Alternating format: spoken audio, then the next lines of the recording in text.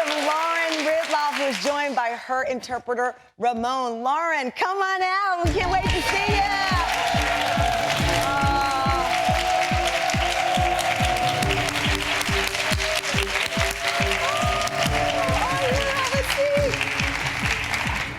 This is a first for me. We have so many firsts in this hour. As I said, PJ Morton in the studio, and this is the first that I've had a guest with their interpreter with them. Welcome to the show. Well, I'm thrilled to be here, and you look gorgeous. This color is fabulous on you. Well, listen, you are the sunshine of my life today, but I did wear yellow. Thank you for that. Thank you.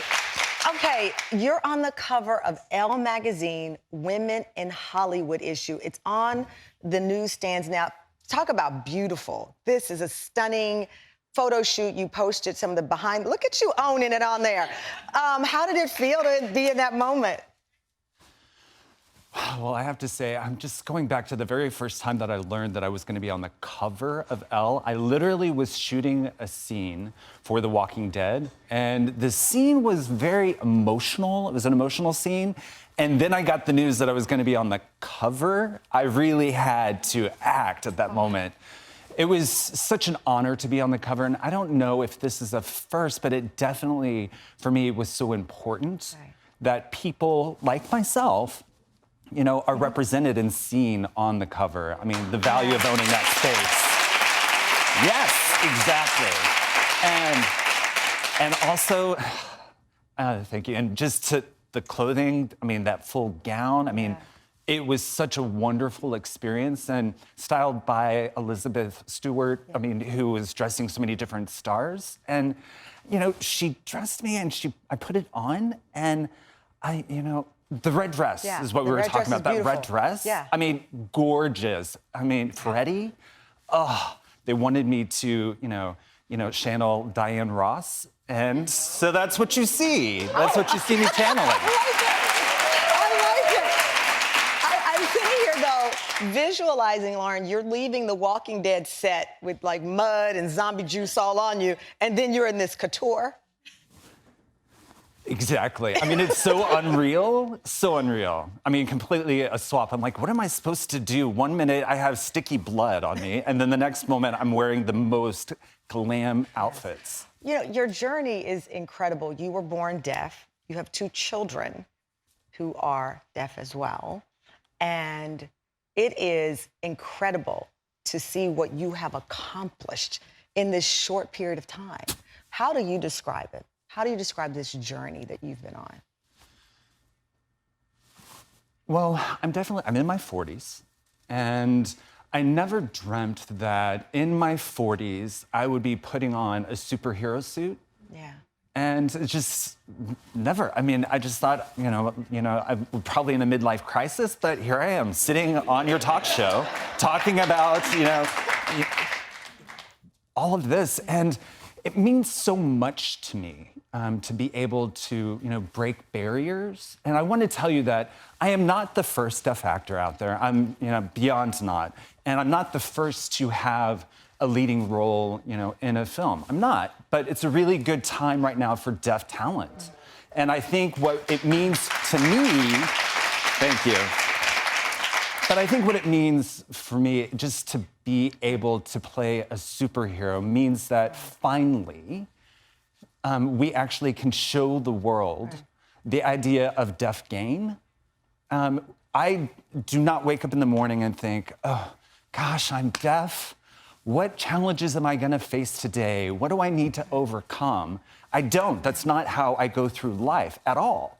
So be able to have the opportunity to play a very powerful woman who just happens to be deaf. And because of her deafness, she's able to do super things that other people can't do.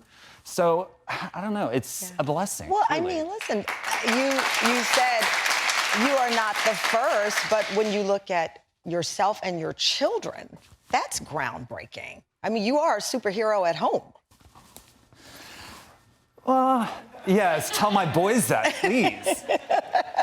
What does it mean for them to have you starring alongside Angelina Jolie in this all-star cast as a superhero?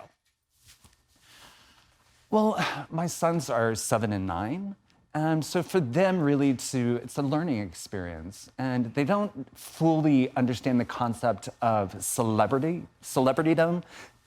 They just, they understand these are people that I work with, and they happen to be big fish in Hollywood.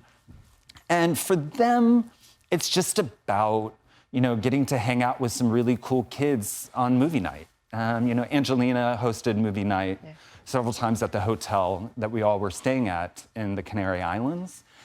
And, they just brought all the kids together, and her kids agreed to let my boys pick which movie they wanted to watch. And I think for my boys, really, it was the most normal thing ever. So really, I'm just glad that they had that experience, something like that.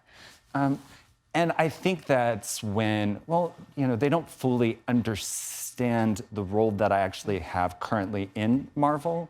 I don't think they really understood it until the day that I actually brought them the Lego figures. I think that's when it really hit them. Lauren, I'm curious, when you're filming these action scenes, what, if any, special support do you need? Particularly, those superhero movies are loud and action and CG and all of that. How do you prepare for it? Well, how I prepared for it, do you mean the physical aspect of that? The physical aspect when you can't hear everything around you.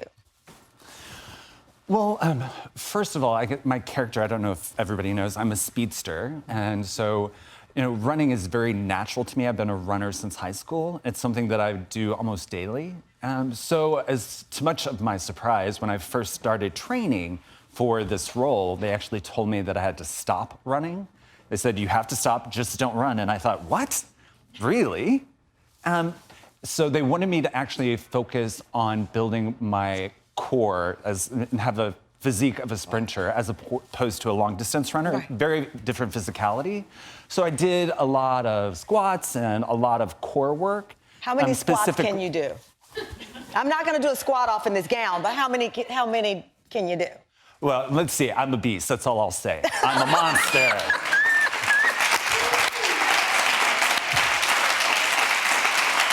Going beast mode on us. Okay. So you trained a lot for this. Yeah, definitely a lot of training. I did, as I mentioned, a lot of core work because the running that I did for the film was actually a lot of wire work I had to do. So I had to run at a very weird low angle, so I was attached to wires, so I had to have a lot of that core strength. So a lot of Pilates. Oh.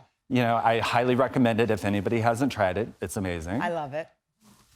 Let me ask you, when you look in the mirror at this point in your life, in your 40s, and knowing that here you were, this child born deaf, and the expectations of where you would be, the hopes and dreams of your life, probably no one imagined this, even yourself. How does it feel to be this representative? Maybe not the first, but one that's unforgettable. Well, I come from a family that is a very creative people, artists, storytellers. My mom is an artist, my father's a musician, my sister's a dancer. And so what is my thing? It wasn't acting, it wasn't. Because at that time, I didn't really feel like there was any space for me to be a part of that world because I didn't see much, you didn't see sign language on the screen. So instead, I dreamt of becoming a writer. And that was my thing. And really, I read and wrote. Children at home, please read. I'm emphasizing the importance of reading, so important. So writing was my thing. That was my dream growing up. And so I think this is a dream I never realized that I could have in the back of my mind. But for me, that transition from reading and writing to acting is very natural. Both requires a lot of empathy for the characters so that whatever you're writing about as opposed to the characters that you're portraying. What do you see next? Tony nomination, Walking Dead, and now a superhero. What do you see next for yourself, and what message will that send to other kids? Well, what's next? I would love to be a part of something that is, really focused on real life. I mean, what it's like to be a regular deaf person, going through life, not a story of overcoming challenges. I feel like that's been done. We're ready for more. And I want a story that tells the truth. And, and I still had that dream of writing. I really definitely want to see that, maybe a young adult book. And just, supporting children who have different intersectionality of identities to explore.